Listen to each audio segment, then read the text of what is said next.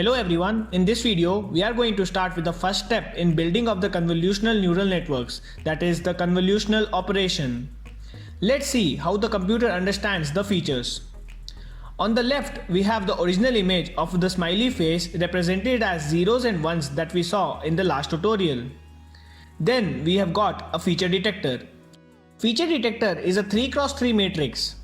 Doesn't always have to be 3x3, it can be a n×n square matrix, but it is a general observation that 3x3 works very well for most of the cases.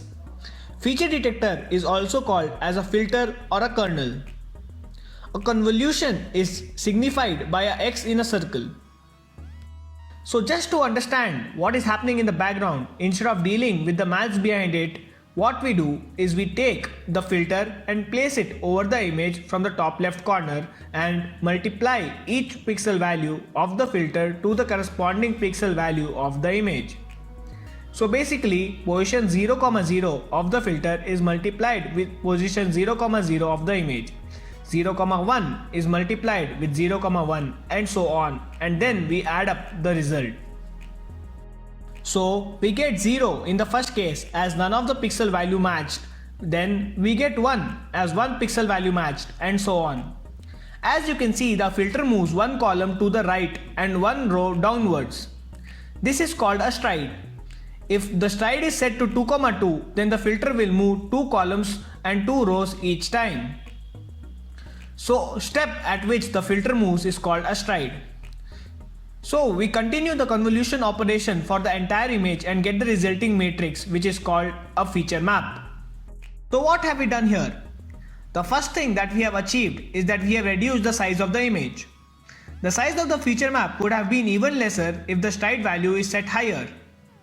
And that's why it is a very common practice to have a stride value of 2x2 instead of 1x1. So that's very important. Image smaller so that it is easier to process the image and the neural network gets trained faster.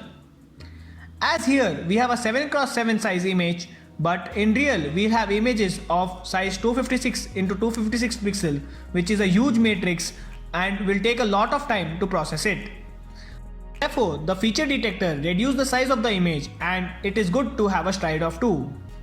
But do we lose information when we apply the feature detector?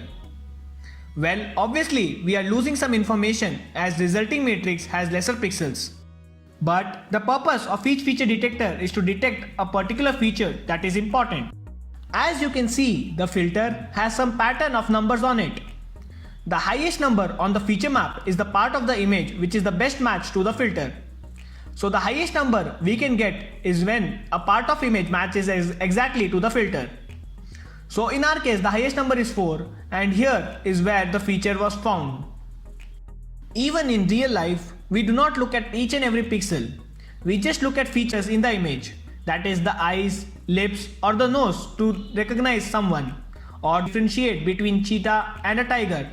So we don't see each and every pixel to classify the image. We just look at the most important features to classify the image. So the feature map helps us reduce and remove the unwanted part of the image which do not help us much in classifying the image. This is our input image and we create many feature maps with many different filters to obtain our first convolution layer. So that's another way to keep most of the important features, as we have many filters.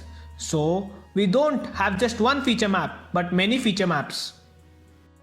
While training, the neural network decides how important is each feature map and decides which are the most important filters that will contribute to the result. We will talk more about this in the future lectures. But for now, it is important to remember that each feature map will have a different feature, so neural network is trained on many features. That's all for this lecture. I hope you liked the concept. The next video we'll learn the second step, that is the pooling step. So I'll see you there. Like and share the video, subscribe our channel and hit the bell icon for the latest updates.